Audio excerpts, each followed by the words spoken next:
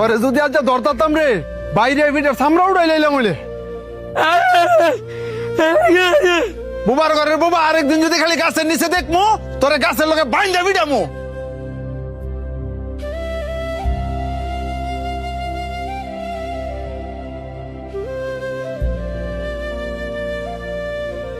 হ্যাঁ বাবা সরন্তে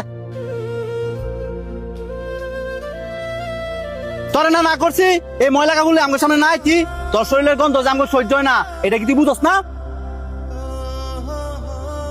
হ্যাঁ কথায় কাজ হইতো না হ্যাঁ একদিন পিসপুরা বান দিয়া ঠিক মতন ফিরাইতে হইব তাইলে আর আঙ্গ লাগাইতো না। বাহ খুব সুন্দর কথা কইছস।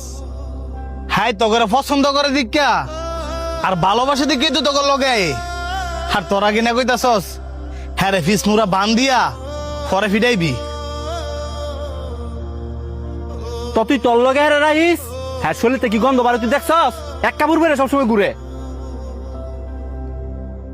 এই যে শার্টটা দেখতেছস এটা আর বাপে পড়তো আর হ্যাঁ আর বাপে সিরা শার্টটা পরে ঘুরে।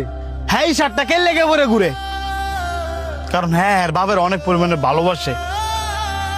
হ্যাঁ তো তখন মতন সামর্থ্য নাই যে চাইলে রং বেরঙের কাপড় বেরো ঘুরবো। হ্যাঁ বুবা দেখা অসহায় দেখা তোরা কি আরে মানুষ মনে করস না? এই যে হ্যাঁ মনে আঘাত দিয়ে দিয়ে কথা কস হ্যাঁ কি মনের ভিতরে কষ্ট পায় না? এই তোরা কি জানোস না হ্যাঁ মুখে কইতে না পারলো কানে সবই শুনে।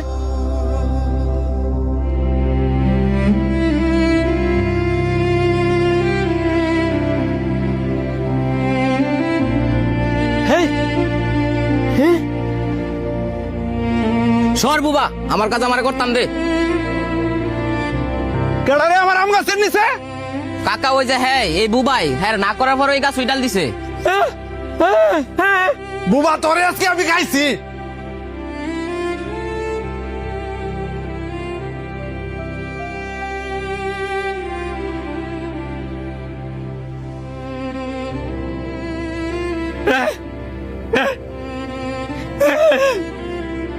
আমি একজন বোবা।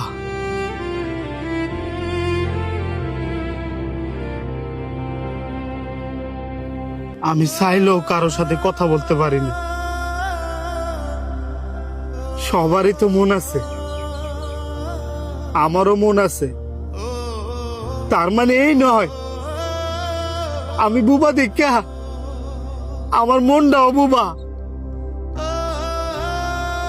এই যে আমার মানুষ মারে বহে আমার মনে কত কষ্ট।